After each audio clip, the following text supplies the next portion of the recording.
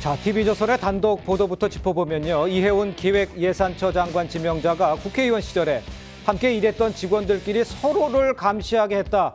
이런 복수의 증언이 나왔습니다. 전 보좌관의 관련 발언부터 한번 직접 들어보시죠.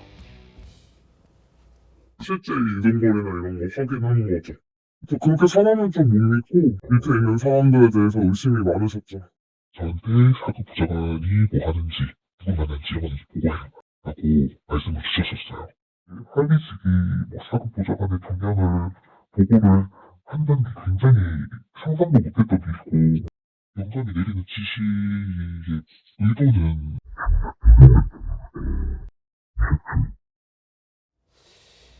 자, 일단 전 직원들의 증언에 의하면 이제 상급 보좌관이요. 누구를 만났는지 또 동향을 이제 파악을 해봐라. 운전 담당 비서 이제 비용 지출을 제대로 했는지 직원끼리 살펴보라 이렇게 지시를 했다는 거지 않습니까? 자, 이 문제는 우리 호 대변인께서는 뭐가 문제라고 보십니까? 저는 하여간 참 이런 게 넷플릭스 드라마에 나올 법한 이런 일들이 예. 국민들에게 정치 전반에 대한 불신과 어떤 뭐랄까요, 그런 것들이 이제 주는 것이 너무나 안타깝고 저는 이것이 뭐 만연한 일은 아니라고 생각합니다. 우리 네. 국회의원 중에 이런 사람이 저는 많지는 않을 것이라 생각하고 앞서 공천 뭐 이런 거 헌금 이런 거 마찬가지입니다. 네. 이런 일들이 뭐 다반사로 이렇게 벌어지는 일은 저는 아니라고 생각해요. 그렇지만 이런 것들이 계속 일어나고 있는데도 그걸 고치지 못하는 그 시스템 그런 것에 이제 분명히 문제가 있는 거고 그렇다면 그 조직과 그 정당 진영에도 이제 문제가 있는 거고요. 네. 이해훈 그 후보자는 제가 보기에는 공익보다는 늘 사익을 앞세웠었던 그런 그 사람이었던 것 같아요. 지금까지 드러나는 이런 모습을 보면. 네. 그러니까 결국은 김중배의 다이아몬드를 쫓아서 사익을 쫓아서 저런 이제 선택을 한 것이지 않습니까? 그런데다가 인격적으로 도덕적으로도 거의 파탄 수준에 가깝다라는 것이 이제 드러나고 있습니다. 저는 저런 분이 국회의원을 할 수 있도록 3번 공천을 한 저희 당에도 책임이 저는 있다고 생각하고요. 네네. 책임을 통감해야 된다고 생각합니다. 네. 그렇지만 어쨌건 이제 저런 평판들이 어쨌건 쌓이면서 이제 결국 임명직은 진출하지 못한 것으로 저는 이제 이해를 하는데 결국 이제 그 다른 진영에 있는 사람을 결국 이재명 대통령이 자신의 정치적인 이익을 위해서 저걸 이제 갖다 쓴 거지 않습니까? 이용을 한 것이거든요.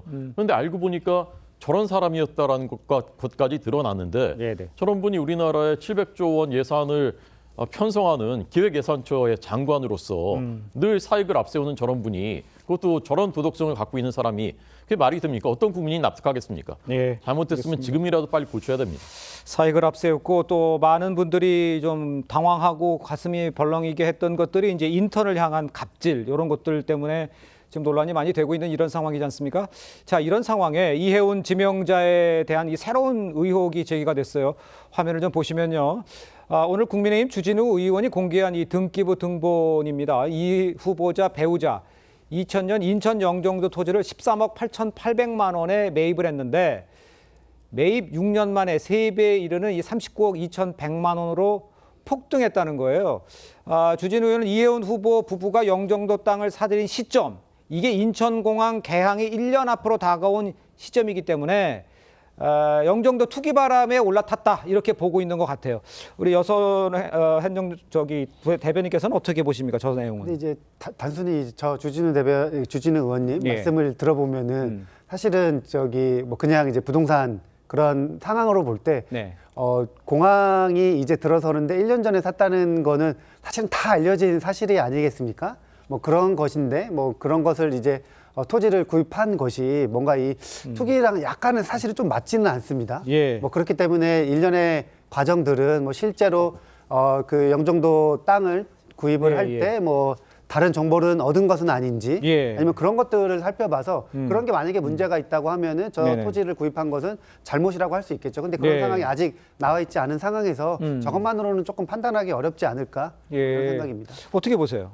저도 뭐 비슷한 생각인데요. 그래요? 영종도 그 인천국제공항은 1992년부터 2020년까지 4단계 개발 계획을 갖고 추진됐던 공항이고요. 네네. 2001년에 이 최초 개항이 이루어지는 건 맞습니다만 지금 말씀한 대로 2002년 1월경 매입이라고 하면 이미 관련된 정보는 다 공개돼 있기 때문에 예. 특별히 비공개 정보를 활용했거나 해서 투기적 목적으로 들어갔다 이렇게 단정하기는 어렵고요. 실제 그런 정보가 이용됐다거나 그런 정황이 있다거나 누군가의 진술이 있다면 그런 부분이 이제 검증의 대상이 될 것은 분명합니다만 예. 등기부 기재 상황만 갖고 지금 투기로 단정할 일은 아닌 것 같습니다. 알겠습니다.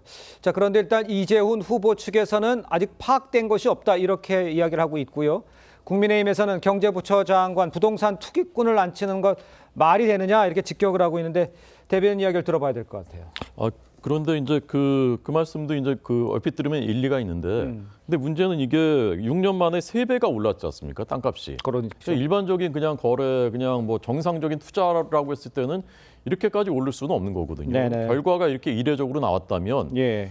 당시에 뭔가 그러니까 우리가 일반인들이 접할 수 없는 정보를 이용해서 한 것이 아니냐 예. 그런 합리적인 의심을 할 수밖에 없는 거죠. 예. 만약에 이것도 이제 저는 국민적인 의혹이 크다면은 수사를 통해서 진상을 밝히는 것도 뭐 필요한 일이 아닌가 생각을 예. 하고요. 이것이 이제 그런 이 전반적인 과정에서 이혜원 그 후보자에 대한 전방위 의혹이 제기되고 있는 가운데 이제 이런 것까지 이제 나오니까 더더군다나 도덕성도 어떤 그 기본적인 어떤 그 품성도 여기에 이제 그 큰 문제가 있구나라고 국민들께서 생각하시는 것 같습니다. 알겠습니다. 지금 이혜원 지명자에 대한 논란이 지금 연달아 이어지는 이런 상황에 여야 모두에게 모두에서 우려의 목소리가 지금 커지고 있는 이런 상황입니다. 직접 한번 들어보시죠.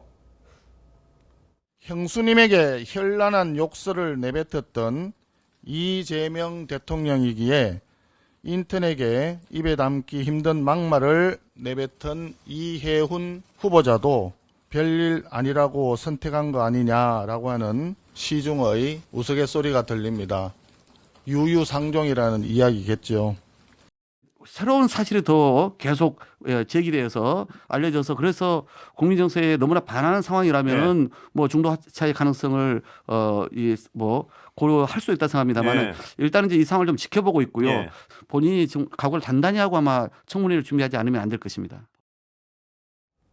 각오를 단단히 하고 준비를 하는 건 뭐 당연하겠죠. 하지만 민주당 원내대표를 지낸 이 사선 박홍근 의원도 이혜원 지명자가 중도 하차를 고려해야 한다 이런 의미의 메시지가 있었고 또 보좌관 출신이죠. 민주당 재선 장철민 의원 제일 먼저 어떤 공직도 맡아서는 안 된다 이렇게 직격을 했지 않습니까?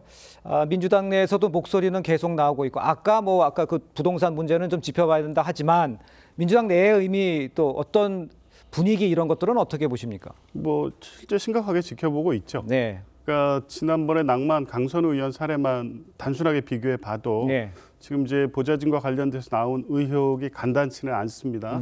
그런 부분들을 이혜훈 후보자가 어떻게 해명할지 네. 국민들을 납득할 만한 설명을 내놓을지 실제 그 피해자인 보좌진과 사과와 용서가 잘 이루어질지 예. 이런 좀 종합적인 상황이 필요한 것이고요. 네네. 아마 이제 그런 부분을 청문회가 진행될 때까지 계속 당에서는 예의주시할 거고 당연히 인사권자인 청와대에서도 이 부분을 여론의 흐름을 면밀히 체크할 것으로 봅니다. 네. 어쨌든 다만 이혜훈 후보자를 추천한 이 지명한 목적 그러니까 통합과 경제 살리기 성장을 위한 기획여산처 장관으로서의 필요한 역할에 대한 요구 이 부분의 어떤 의미는 여전히 살아있기 때문에 네. 제기된 의혹에도 불구하고 검증 과정을 거쳐낸다면 가능할 것이지만 지금까지 나온 이후에 추가적인 여러 가지 문제가 나오고 이에 대해서 납득한 설명이 안 된다면 당에서도 여러 가지 다른 목소리가 나올 수도 있는 상황인 것 같습니다. 알겠습니다. 일단 뭐 전체적인 분위기가 청문회까지 좀 지켜보자라는 기류가 있다라는 거로 해석은 할 수 있을 것 같아요. 그런데 이제 연일 제가 말씀드린 대로 새로운 의혹들이 터져나온 이 상황에 이혜원 지명자에 대한 여론은 사실 심상치가 않습니다. 이런 상황에서도 지금 청와대가 또 민주당 청문회 검증 요걸 지켜보자 이런 목소리잖아요. 한번 직접 다시 한번 들어보시죠.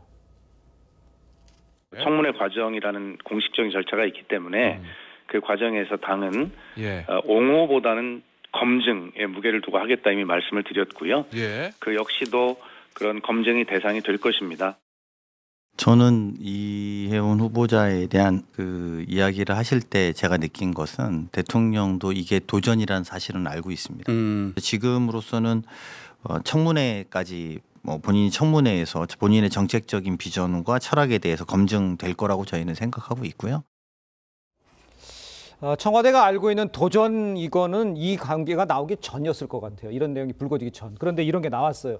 어떻게 전개될 것 같아 보이세요? 도전이 아니라 저는 이제 도박이라고 생각하는데 그렇습니까? 예. 너무 많은 비용을 치렀죠. 김중배 다이아몬드를 줬어요. 예. 내부에서도 이제 반발이, 자기 진영에서도 반발이 있고. 네네네. 결정적으로 내란 프레임 자기들이 그렇게 밀었던 게 깨져버렸지 않습니까? 예. 내란이라고 사람들 다 잡아가고 이제 재판하고 있는데 예. 탄핵 반대했던 사람을 장관을 시키니까 이것까지 이제 다 깨져버렸거든요. 네. 근데 저렇게 비싼 비용을 치르고서 저 상품을 구매를 했는데 상품마저 못 쓰게 된다.